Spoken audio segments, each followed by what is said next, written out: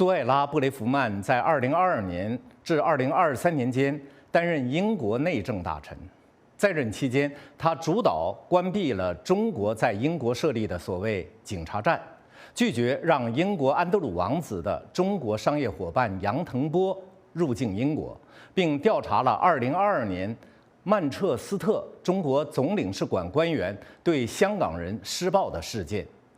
布雷弗曼在接受美国之音特约记者李伯安的专访时表示，他在担任内政大臣期间，直接接触到中共威胁英国国家安全的案子，这让他看到了中国威胁是复杂和多方面的。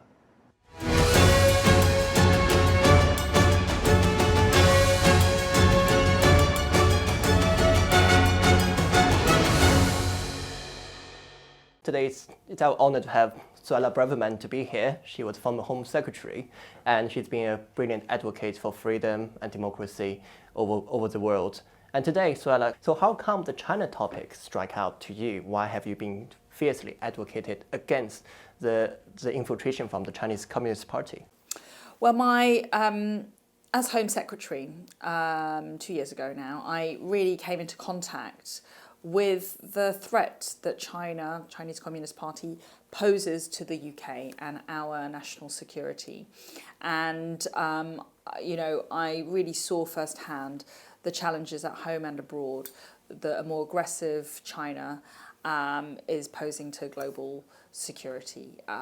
We had to deal with the issue of Chinese police stations when I was Home Secretary, a real phenomenon that had grown up over some years, but that was posing a real risk to the safety and security of many Chinese people in the UK. This is unthinkable. The Chinese state operating de facto police stations on UK sovereign territory, enforcing their own laws, and trying to use the arm of their laws in the UK to harass, intimidate, and shut people up. And so we worked very hard in the Home Office to shut down these Chinese police stations, and we achieved some success. And we were doing that on behalf of the Chinese diaspora and those people who were here standing up for freedom, Chinese dissidents, people who were really, who deserve to exercise their freedom of speech. Chinese students.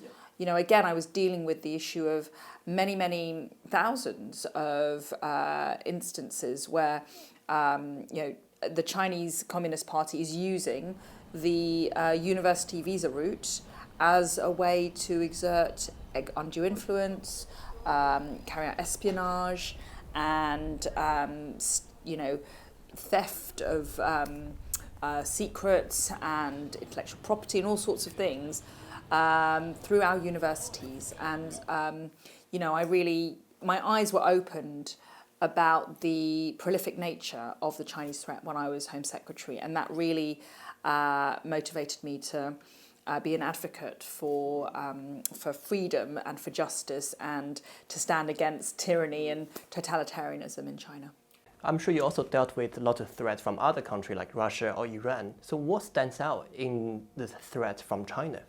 Well, I think it's a very sophisticated threat, and it's multifarious. So just in recent years alone, the UK has been on the receiving end of hostile state activity by the Chinese, whether it's Chinese police stations, whether it's hostile takeovers of private companies to steal or take possession of intellectual property, whether it's attempts to control aspects of our infrastructure or our critical national infrastructure, whether it's through the use of technology and cyber attacks. We've had Chinese state-sponsored cyber attacks on our public utilities, whether it's our NHS or whether it's local authorities or whether it's the Royal Mail. There's been instances where they've been able to paralyse whole systems of state services in the UK.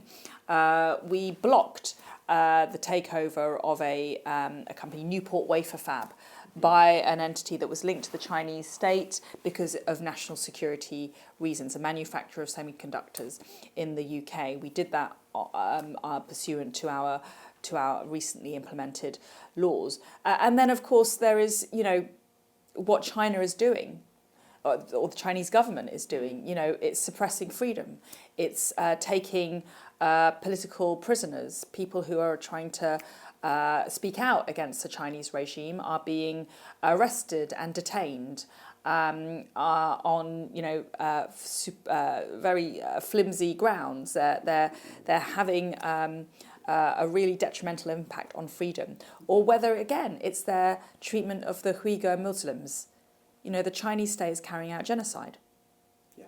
Pure and simple. Labour politicians used to call out the genocide. They've gone strangely quiet on challenging the Chinese government on whether they're committing crimes against humanity through a genocide when they're in government. That's an outrage and it's a disgrace. So just from a humanitarian point of view, it's the right thing to do, to call out these violations.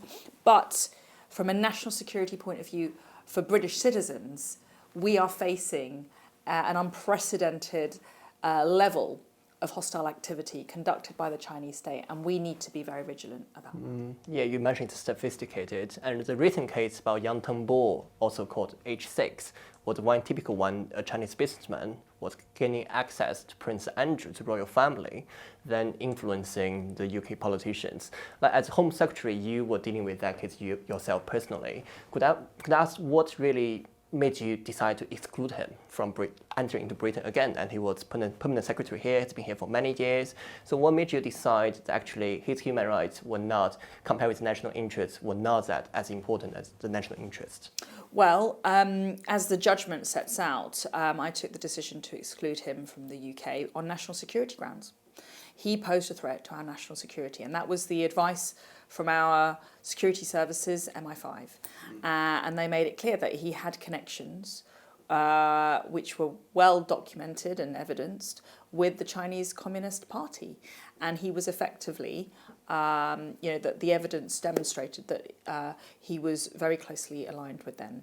And he was very active in his activities of, making relationships with influential people in the UK, notably Prince Andrew.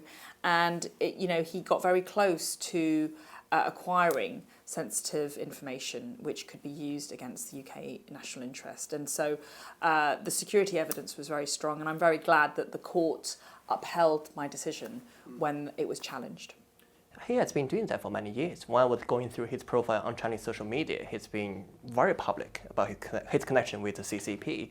But why do you think it took so long for any politician to have a guts to take actions against people like that? Yeah, well, I think it's a good question. I mean, I think that these things they're very complex cases. They take quite a lot of time to build the evidence. They will be challenged in court. So the case needs to be very robust, and the case that the Home Office put together was very strong, and it was upheld upon challenge. So I think that unfortunately these things do take time. But yes, I mean, there's also been a lot of complacency. I think in the David Cameron administration, even prior to that, Tony Blair administration, were very much in the mindset of the golden era with China, and they really wanted to appease China. They wanted to befriend China so much, and because of trade and business connections and economic reasons. I think only in recent years has there been a shift in attitude in government, and that's since China's behaviour in Hong Kong, the national security legislation that they passed, which was draconian and cruel, frankly, I think since then there's been a much more circumspect, cautious attitude which has been taken towards China. But it's still been difficult. Ultimately, the government needs to declare that China is a threat. It still won't do that. And I've urged it, my colleagues in Parliament have urged it, and the government still hasn't done that. So, there's still a reluctance to take a robust attitude to China because of the commercial relationship. And that is, that's very, very worrying, because we're not, that means the government is putting our safety and our security second, and I think that's the wrong set of priorities. We've had spies, We've had Chinese spying issue in Parliament, in the heart of our democracy. We've had Huawei. Huawei, previous government, Conservative government, shut that out of our government networks. But we still have a lot of technology which still carries, we call it digital asbestos, the Chinese-linked technology, and it makes us very vulnerable. It makes us very vulnerable from a technology point of view, from an infrastructure point of view, and there's a very strong case, I think, to take a robust posture towards China. I'm going to play a devil's advocate a bit, because we see recently the Chancellor Rachel Reeves went to China. Yes. And many politicians who were previously quite vocal about Chinese human rights issues, now they're changing their narrative, saying, Britain needs more investment. The domestic issues need to be solved first before we deal with China. How do you plan to convince the local voters here? You mentioned all those things happening to the diaspora community and also the technology thief. But how can you convince a common British person that actually China and the Chinese Communist Party is influencing their life and influencing their future as well? I think that's a big challenge, actually. So I think at a political level, at a ministerial level, we can see the threat vividly. But when you go down into our communities and into our towns and cities where people might be employed by a Chinese company, or they might be, buying Chinese goods, or they might be, either subconsciously or consciously very interconnected with China, I think it's harder to illustrate the threat that is posed by China. Now, am I saying cut off all economic ties with China? No, I'm not saying that. I just think there needs to be a more balanced approach to China, because at the moment we've literally got our Chancellor of the Exchequer begging China for investment, begging China for commercial deals. That's not the right balance. We should be going to China and making it clear that we're not going to tolerate their hostile acts on our NHS or their espionage, or there's going to be more transparency in what they're doing in the UK. But in some discrete areas, it might be very much in the national interest to maintain a commercial relationship. So I think the balance needs to be there. And at the moment, we have a totally imbalanced relationship where the government is turning a blind eye to the threat posed by China in the name of doing whatever it takes to get a commercial relationship. And I think that's totally out of kilter with what is necessary. Yeah, I agree with you. But before, when you were Home Secretary, I remember there was one famous incident in Manchester where the Consul General came out of his embassy to beat up the Hong Kong protesters. And recently, there was one more case where the Radio Free Asia journalist was reporting in a sidewalk outside of the embassy area. And the few diplomats came out to threaten him to stop filming. And they threatened him saying, I know who you are, I know your address. So this seems like the Chinese diplomat didn't learn the lesson from what happened back then. So when you were dealing with that case, when that case was brought to your attention, what did you feel at that point in 2022? In 2022-23, I was furious. I was furious that these kind of tactics were being deployed in the UK. Not only does it subvert our rule of law and undermine our criminal justice system, but it's also an unacceptable way for any foreign government to behave, intimidating, threatening, harassing, in some cases assaulting innocent individuals. They don't have the right to do that, and they're breaking the law in doing so. And so they were acting with impunity, and they're acting as if they're on Chinese land, not UK territory, UK soil. So I think that this was very disrespectful to the UK government, very undiplomatic, and it was also it's criminal behaviour. So, this couldn't be tolerated. Why is it okay for someone who's employed by the Chinese government to make threats and beat up someone, but someone, a regular man who does it on the street gets arrested immediately? We can't have this double standard. So this is not how a government should conduct itself, and certainly not on British soil.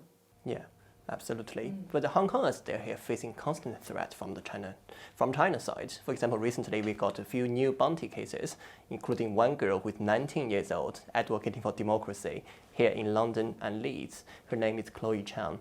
And China just keep increasing their measures suppression right now on the Hong Kong community. But we do have now more than 300,000 BNO Hong Kongers here.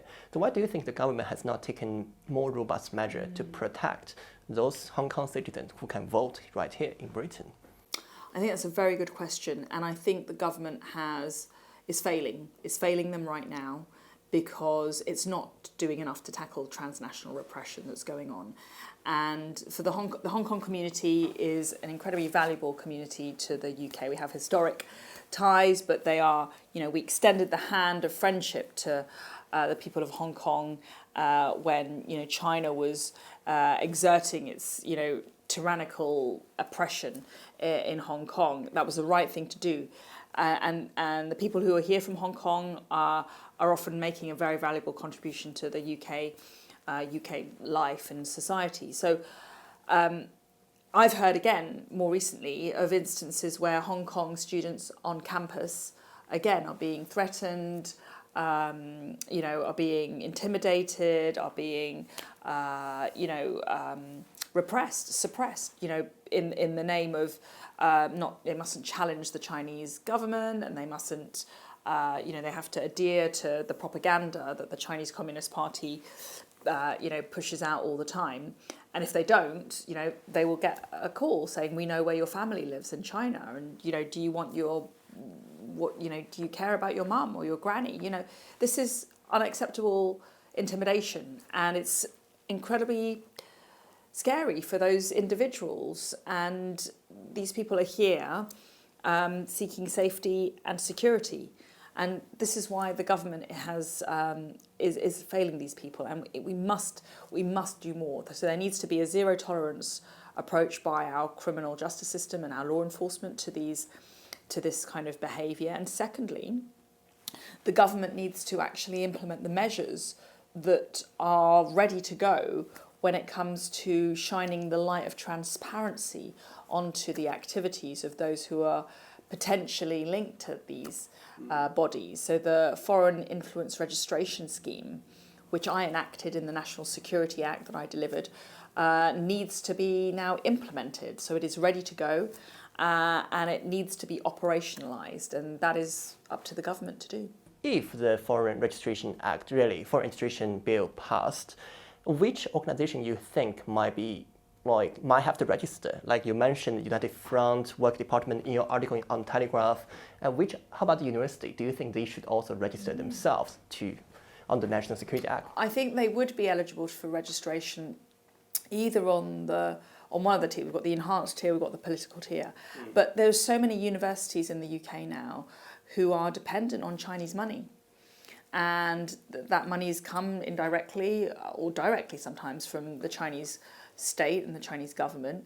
And that is one of the sophisticated ways in which the Chinese Communist Party is exerting influence. So they will fund a lot of these universities. The universities may well often open a branch in China, and to further act as a hub for students, and a potential forum for espionage. And they will also be very dependent. They're very heavily dependent and allied to China and the Chinese state, and so they will be very reluctant to break those ties because they've now got the financial dependency. This is, and then from those universities, the research, people go into research and development. They then go into private sector technology companies. It's all very, very interconnected. And the research fellowship is paid for by the Chinese government to send someone into a tech company, and then all of a sudden you've got, IP, valuable intellectual property being transferred to the Chinese state, and I think it makes us very exposed. So yes, there's a very heavy reliance on Chinese money, and the more transparency that we can shine upon that, the better. So university sounds like to be the main way China has been trying to infiltrate into the British establishment. Are there any specific cases you dealt with as a Home Secretary, if you can share, or any other ways you were surprised by how China infiltrated this country? Well, one thing I was very surprised to learn was the extent of the issue. And of course, Chinese students here who are not acting as spies are very welcome. So since 2019, I think China makes up maybe our top group of international students, or maybe our top three. They're definitely in the top three of international students. And so the scale is high and it's quite coordinated. So there's a group of universities in China which is working quite proactively to make sure students come over to the UK, the Seven Sons universities, and they work together and they are linked to the Chinese Communist Party, and then they are sending over students who are linked to the government, and they have a mission really to ensure that there is the secrets, information, technology, other access is sent back to China. So it's quite a coordinated and high scale of activity that's going on.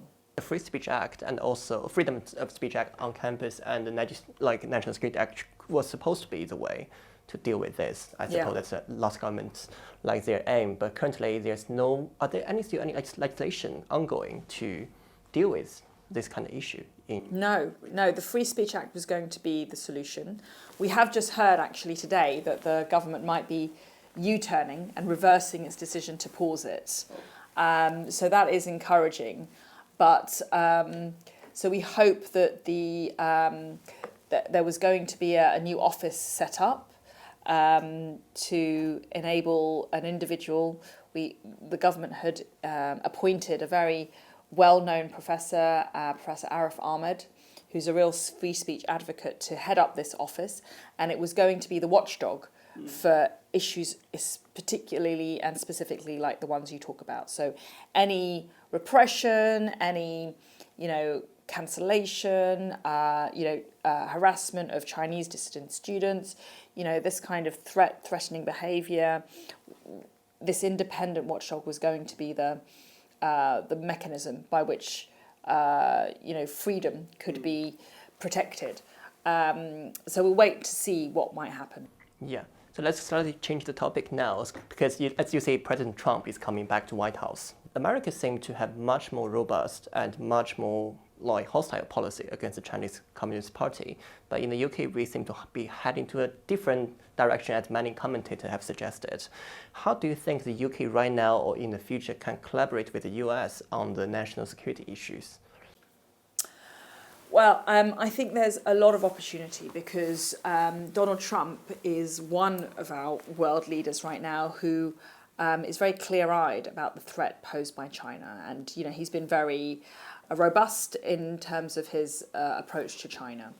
And so I think that I think the Trump presidency is necessarily going to have an influence on countries in the EU and the UK. I think that they will set the tone, they will set the direction for foreign policy, and a lot of Western countries will fall into line, I think, naturally. So I very much hope that. So, for example, this the deal, possibly one of the worst deals in the history of our foreign policy, between the UK and Mauritius, is a live topic of discussion right now in the UK. And the UK is, this Labour government is proposing to give up sovereign British territory in the Indian Ocean, which is the Chagos Islands. Chagos Islands have been governed by the British. They're an overseas territory for decades. It was part of the British Empire in the 19th century. And Mauritius, which is an independent country, has asserted a claim of sovereignty over the Chagos Islands. They've based, I believe that is based on very flimsy legal grounds, but they have asserted their right nonetheless. This Labour government, disgraceful and weak that it is, has agreed to surrender these Chagos Islands to Mauritius. A deal is not finalised, but this is what the UK government wants to do. The UK government is now begging Mauritius to take these islands, and we'll be paying Mauritius £9 billion to lease them back. The importance of America is that the Americans use one of the islands, the Diego Garcia Island, as a military base. Now, this is Marco Rubio, who is the incoming Secretary of State under Trump, has said that this deal is a very bad deal for American interests, because what will happen is we might sell off these islands to Mauritius, and in no time at all the Chinese will probably offer Mauritius some money to have a presence on one of these islands, and it allows the Chinese to amplify their naval presence in the Indian Ocean. And from an American point of view, so this is bad politically because we're giving up sovereign British territory. It's bad from a strategic defence point of view because we're allowing China to have an increased presence in the Indian Ocean. And it's bad because we're letting down one of our allies, America, who rely on us to operate these bases. So the only hope now is that Donald Trump will come in and kill this deal. They're begging and they're rushing. The government is begging and rushing to do this before the inauguration. They're looking desperate and very pathetic. But I think that Donald Trump does have the power to kill off this deal by potentially saying that that America refuses to recognise Mauritius' sovereignty over the Chagos Islands. I think that would be fatal for the deal in the long run. So there is there's huge influence and power that the American president will hold, and hopefully, humiliating though it will be for the UK, if necessary, I think Trump needs to come in and stop this deal from going ahead in the interest of national security and to make sure there is a challenge to China. Yeah, thank you, Suella. Thank you.